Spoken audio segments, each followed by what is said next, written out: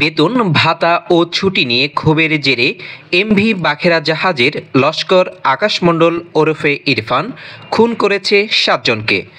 চাঁদপুরের জাহাজে ৭ জন খুনের চাঞ্চল্যকর ঘটনায় অভিযুক্ত আকাশমণ্ডলকে গতকাল মঙ্গলবার রাতে বাগেরহাটের চিতলমারী এলাকা থেকে গ্রেপ্তার করে র্যাব। আজ বুধবার বেলা ১২টায় কুমিল্লা নগরীর শাকতলার র্যাব ১১ সিপিসি ২ কার্যালয়ে এক সংবাদ সম্মেলনে এসব তথ্য জানান র্যাব ১১ এর উপ অধিনায়ক মেজর সাকিব হোসেন। গত ২৩ ডিসেম্বর ২০২৪ তারিখ চাঁদপুরের হাইমচরে এমভি আল বাখেরা জাহাজে ৭ জনকে হত্যা ও একজনকে গুরুতর জখমের ঘটনা ঘটে। উক্ত ঘটনা বিভিন্ন প্রিন্ট ও ইলেকট্রনিক মিডিয়া ও সামাজিক যোগাযোগ মাধ্যমে প্রচারিত হলে তা সারা দেশব্যাপী ব্যাপক চাঞ্চল্যের সৃষ্টি করে। পরবর্তীতে উক্ত ঘটনায় জাহাজের মালিক বাদী হয়ে ২৪ ডিসেম্বর তারিখে একটি হত্যা মামলা দায়ের করেন। এই হত্যাকাণ্ডে জড়িত ব্যক্তিদের শনাক্ত ও গ্রেফতারে র্যাবের তৎপরতা বৃদ্ধি করা হয়। এরই ধারাবাহিকতায় গত ২৪ ডিসেম্বর তারিখে বাগেরহাট জেলায় রাতে অভিযান পরিচালনা করে এই নৃশংস হত্যাকাণ্ডে সম্পৃক্ত আকাশমণ্ডল ওরফে ইরফান নামক একজন ব্যক্তিকে গ্রেফতার করা হয়। গ্রেফতারের সময় গ্রেফতারকৃত আসামির নিকট হতে একটি ব্যাগ, একটি হ্যান্ড গ্লাভস, আসামির ২টি মোবাইল ফোন, ভিকটিমদের ৫টি মোবাইল ফোন সহ সর্বমোট ৭টি মোবাইল ফোন, চেতনানাশক ওষুধের পাতা এবং নীল রঙের একটি জিন্স প্যান্ট যেখানে বিভিন্ন জায়গায় রক্ত মাখানো ছিল তা উদ্ধার করা হয়। প্রাথমিক জিজ্ঞাসাবাদে গ্রেফতারকৃত আসামি জানায় সে গত ৮ মাস যাবৎ এই জাহাজে কর্মরত রয়েছে। জাহাজের মাস্টার কর্মচারীদেরকে বেতন ভাতা ও বিভিন্ন সুযোগ সুবিধা প্রদান থেকে বিভিন্ন সময় বিরত থাকে এবং সুযোগ সুবিধা প্রদান না করে বিভিন্ন সময়ে নর্মাল বিষয়ে তাদেরকে অতিরিক্ত রাগারাগি করে। এই ঘটনায় সম্পৃক্ত আকাশমণ্ডল ক্ষুব্ধ হয় এবং এই জাহাজে কর্মরত অন্যান্য সদস্যদের সাথে বিষয়টি আলোচনা করে। তবে আসামির দেয়া তথ্য মতে এই জাহাজে কর্মরত অন্যান্য যে কোনো সদস্য যখন কোনো রকম তাদের অধিকার নিয়ে কথা বলতে চায় তাদেরকে কোনো ধরনের বিচার বিবেচনা না করেই জাহাজ থেকে বিতাড়িত করা হয়, এমনকি তাদের বেতন ভাতাও প্রদান করা হয় না। যার কারণে জাহাজে কর্মরত অন্যান্য সদস্যরা তার সাথে একমত পোষণ করে এই অন্যায়ের প্রতিবাদ করত না। এমতাবস্থায় গ্রেফতারকৃত আকাশমণ্ডলের মধ্যে ক্ষোভের সৃষ্টি হয় এবং এই ক্ষোভ থেকেই সে পরিকল্পনা করে তার এই মাস্টারকে উচিত শিক্ষা দিবে। এই পরিকল্পনার অংশ হিসেবেই আনুমানিক গত ১৮ ডিসেম্বর তারিখে তিনি ৩টি পাতা ঘুমের ওষুধ ক্রয় করেন এবং নিজের হেফাজতে রেখে দেন।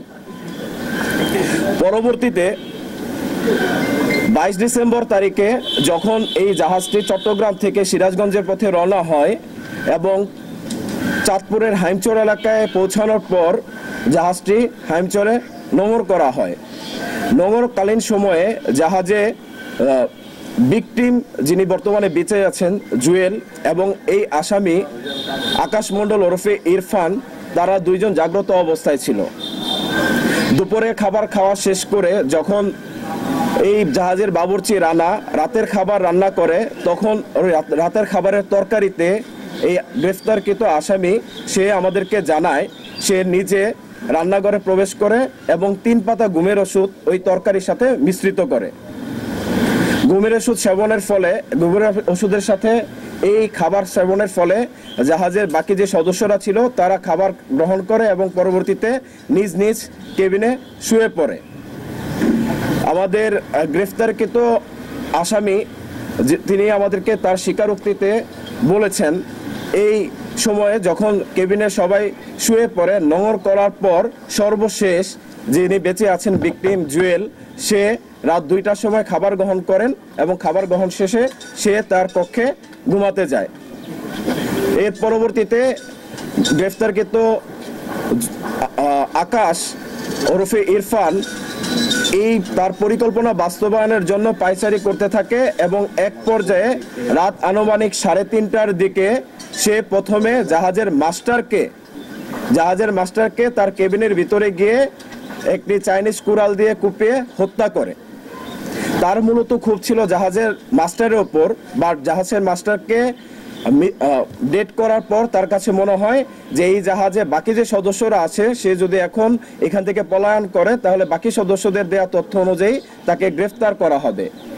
আইন শৃঙ্খলা বাহিনীর গ্রেফতার এড়াতে গ্রেফতারকৃত আকাশ ওরফে ইরফান বাকি সদস্যদের ক্রমান্বয়ে কুপিয়ে হত্যা করে।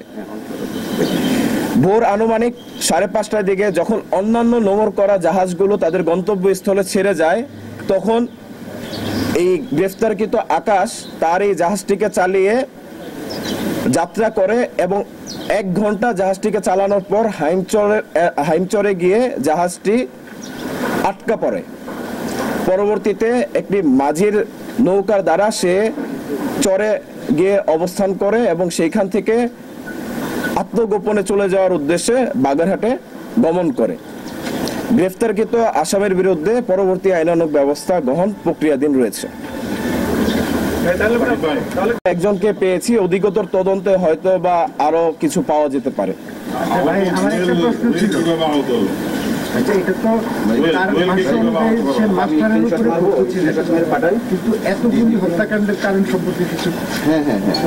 আমাদেরকে তার খুব মূলত ছিল মাস্টারের ওপর, এবং মাস্টারকে বেসিক্যালি হত্যা করার পর সে বুঝতে পারে যে এই জাহাজে তারা আরো 8 জন রয়েছে। সে যদি এখান থেকে পলায়ন করে তাহলে বাকি 7 জনের মধ্যে যে কোনো একজন তা আইন শৃঙ্খলা রক্ষাকারী বাহিনীকে বলে দিবে, এতে করে সে ধৃত হয়ে যাবে। এই উদ্দেশ্যে বাকি 7 জনকে সে ক্রমান্বয়ে হত্যা করে এবং সে মনে করে বাকি 7 জনও মারা গিয়েছে। জাহাজে সর্বমোট 9 জন লোক ছিল।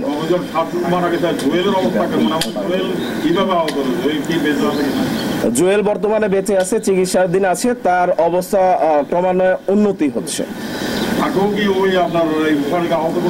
তাকেও ওইখানে আহত করা হয়েছে এবং ওই চাইনিজ কুড়াল দিয়ে আঘাত করা হয়েছে।